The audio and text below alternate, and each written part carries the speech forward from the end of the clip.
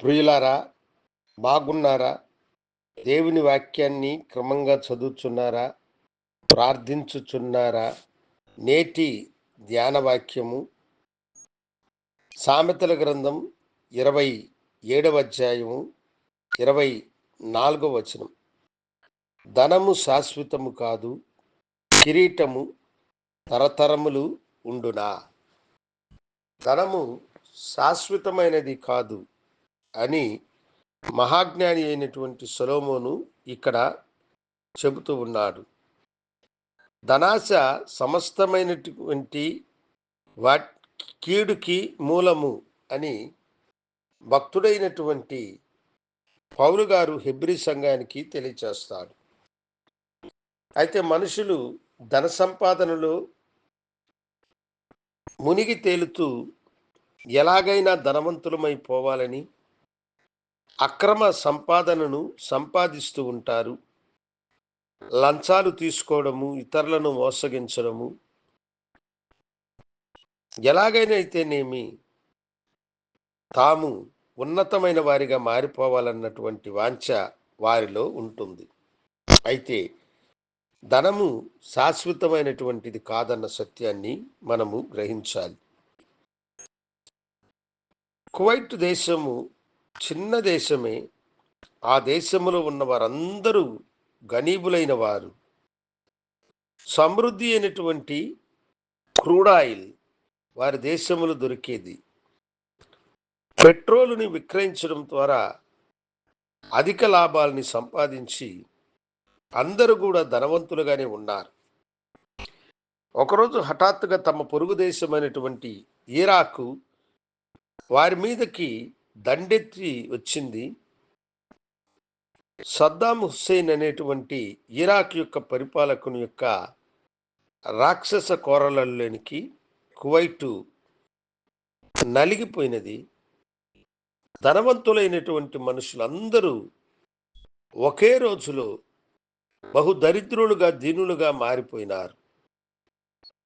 ఆ కాలంలో ఐక్యరాజ్య సమితి నిర్మించిన శిబిరాలలో, ఆశ్రయ శిబిరాలలో వారందరూ చేరి రొట్టె ముక్కలు పంచేటప్పుడు ఎగబడి ఆ రొట్టె ముక్క కొరకు వారు ఎంతో వేదన చెందినారు.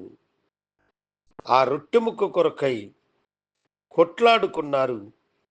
మనుషుల మీద మనుషులు ఎగబడి వాటిని తీసుకున్నారు. అవును దేవుని బిడ్డలారా, వారు నమ్మిన ధనము వారిని కాపాడలేదు, అది శాశ్వతమైనది కాదని అప్పుడు వారు గ్రహించినారు. కిరీటము తరతరములు ఉండునా అని అంటున్నాడు. ఎన్నో రాజకుటుంబాలు, రాజరికాలు ఈ భూమి మీద వెలిసి ప్రపంచాన్ని శాసించిన రాజరికాలు ఏవి కూడా ఇప్పట్లో లేనే లేవు. మన పొరుగు దేశమైనటువంటి నేపాల్లో రాజరిక కుటుంబము ఒక రోజుల్లో ఆ దేశాన్ని పరిపాలించేది. రాజరికం మీద కన్ను కలిగినటువంటి వారి వారసులలో ఒకడు తన సొంత తండ్రి సహోదరులందరినీ కూడా కాల్చి చంపి రాజరికాన్ని తన చేతులతోనే సర్వనాశనము చేసి మట్టిపాలైనది. ధనము శాశ్వతము కాదు, కిరీటము తరతరములు ఉండదు.